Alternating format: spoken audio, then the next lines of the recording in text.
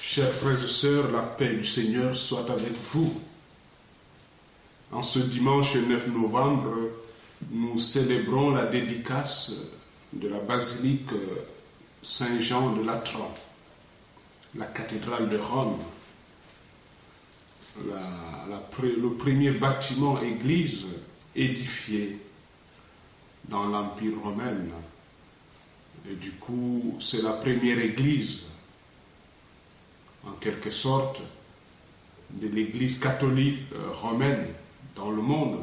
Et c'est pourquoi nous la célébrons aujourd'hui, pour manifester la communion finalement de toute l'église. Car le pape est évêque de Rome, et le pape a pour fonction de présider à la communion de toute l'église.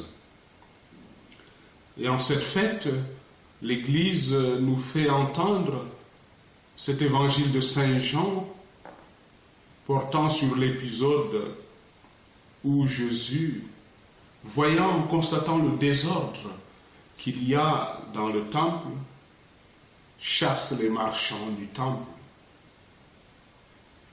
Et il leur dit: ne faites pas de la maison de mon Père une maison de trafic. Oui, l'Église n'est pas un lieu de trafic. Mais, comme dit le prophète Isaïe, ma maison sera appelée maison de prière pour tous les peuples. Voilà la vraie vocation d'un temple, la vraie vocation d'une Église, un lieu de rassemblement et de prière pour l'humanité tout entière. Puis Jésus, répondant non à ses contradicteurs, prononce des paroles assez étranges. Il va leur dire: détruisez ces temples et en 3 jours je les rebâtirai, parlant de sa mort et de sa résurrection. C'est ainsi que Jésus fera comprendre à nous qui sommes ses disciples que c'est lui désormais en sa personne que nous rencontrons Dieu. Jésus devient le temple où l'homme rencontre Dieu. Avec Jésus, mes bien-aimés, tout change de sens et tout prend une autre valeur. Et petit à petit, plus tard, les chrétiens eux-mêmes vont comprendre que finalement, grâce à la résurrection du Christ, nous sommes tous devenus des pierres vivantes de l'Église et dont le Christ est la pierre de fondation. Et Paul le dira aux Corinthiens que la maison que Dieu construit, c'est nous. Et il va ajouter: vous êtes le temple de Dieu.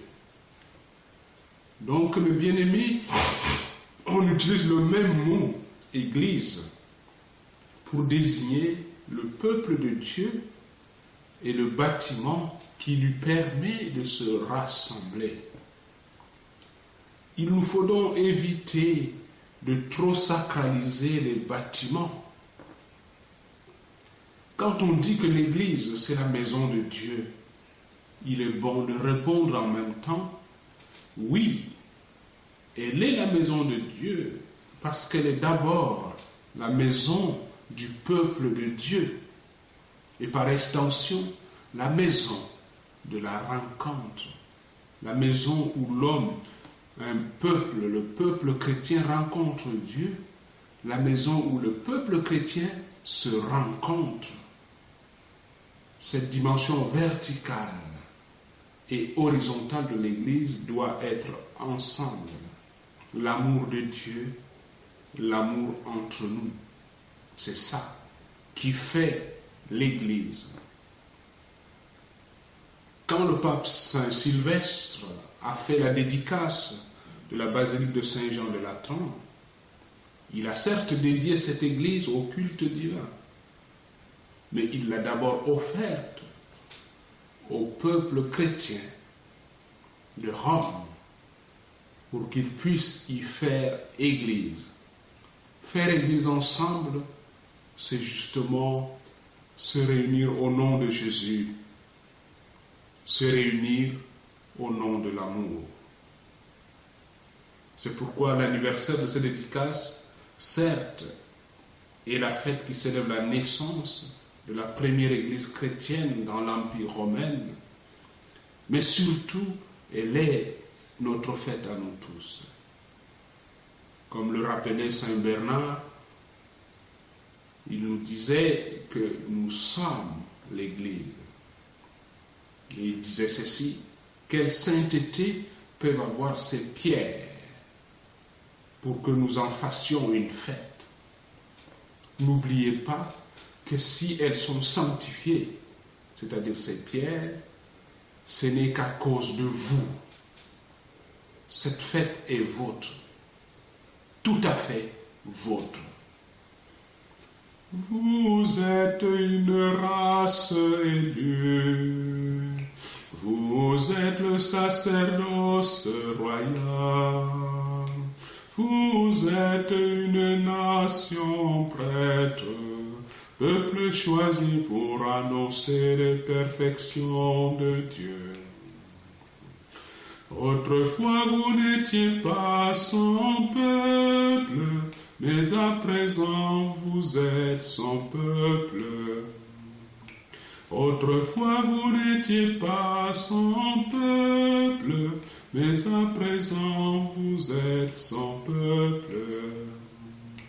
Vous êtes une race élue, vous êtes le sacerdoce royal. Vous êtes une nation prêtre, peuple choisi pour annoncer les perfections de Dieu. La paix du Seigneur soit avec vous et bon dimanche à vous tous.